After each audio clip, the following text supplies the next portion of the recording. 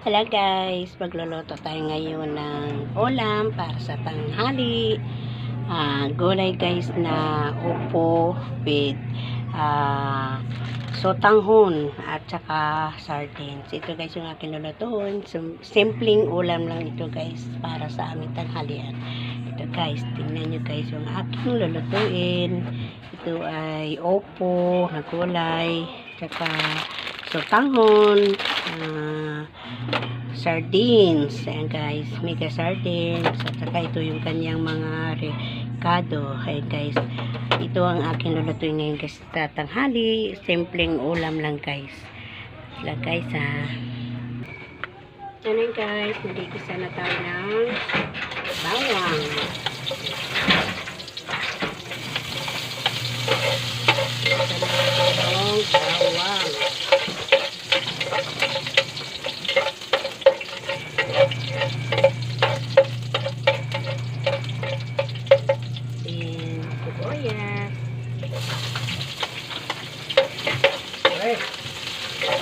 So, ulam yun guys. Simple lang ito guys. Simple lang. Ito ang may gabi. Simple ulam. Ang ating lulutuin. Kulay lang ito guys. Ang ulam namin yun.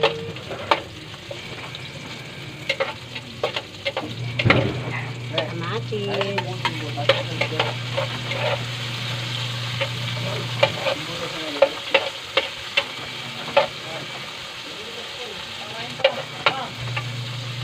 Kulay na upo.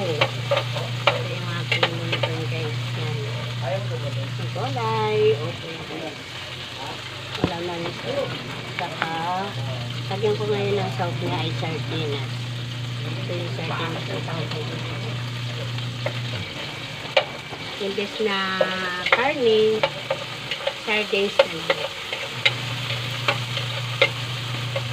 Walang budget, kaya ito lang ang ating kayang nalutuin. Walang pambili, simple lang ang aming ulam. Guys, higita natin muna guys para ayan. Plain siya guys, plain. Ayan.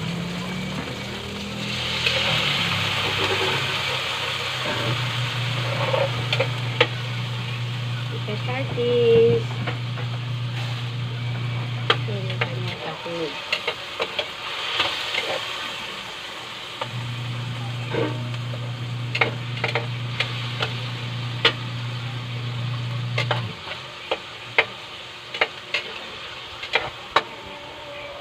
Habang nagluluto ng ulam, nagulay, ay nagsasaing naman guys. Sabay na rin yung sinaing. Ito yung sinaing namin guys, kaldero.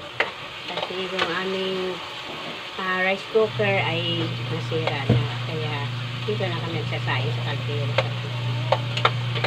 Guys, natin kuluin.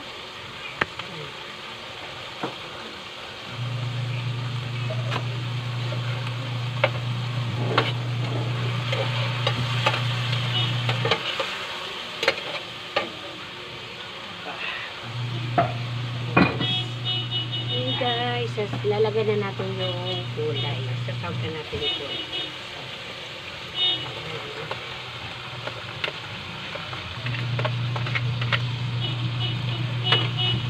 Tapos, yan, ito guys ay pakukuluin natin. Lagyan ng sabaw at saka ilagay natin yung sotanghon. Sotanghon naman yung halo.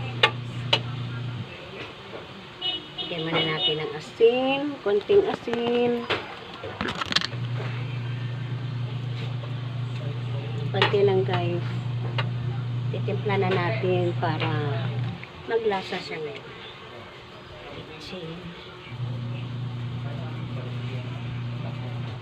Ayaw lumabas. Kasi nabarado na.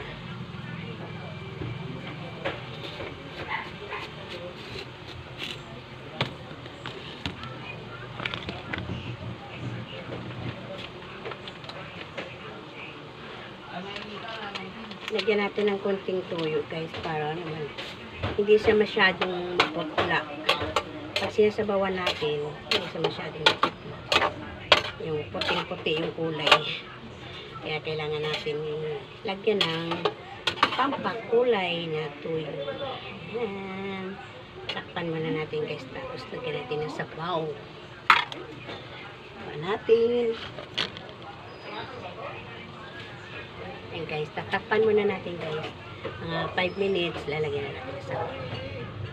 Ayan. Ayan na guys. Lalagyan na natin ng sabaw. Sasabawan na natin siya guys. Ayan. Lagyan natin ng sabaw. Kailangan medyo madami-dami nung kanyang sabaw guys para hindi siya matuyo agad sa sotanghon.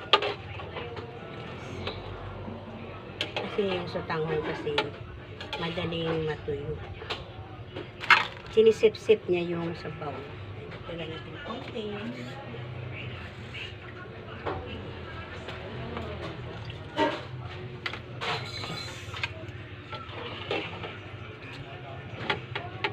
Ano na natin? Yan na guys. Lalagyan na natin yung ito na yung sotanghon. Ayan, sotanghon guys.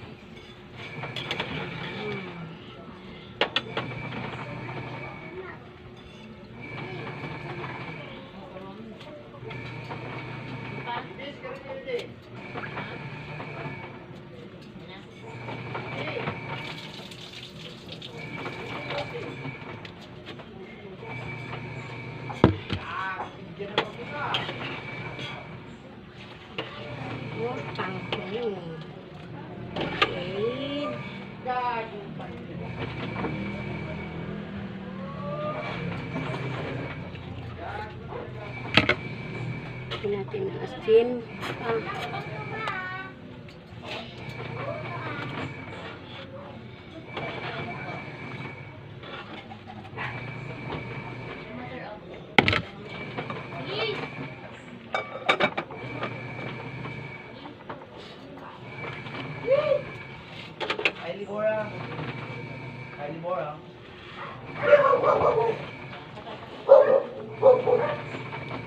Tabang pa ngayon, tabang pa.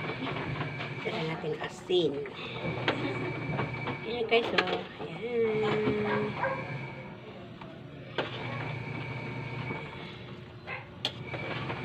Ulam.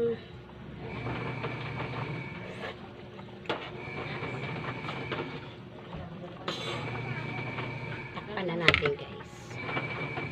Ayan.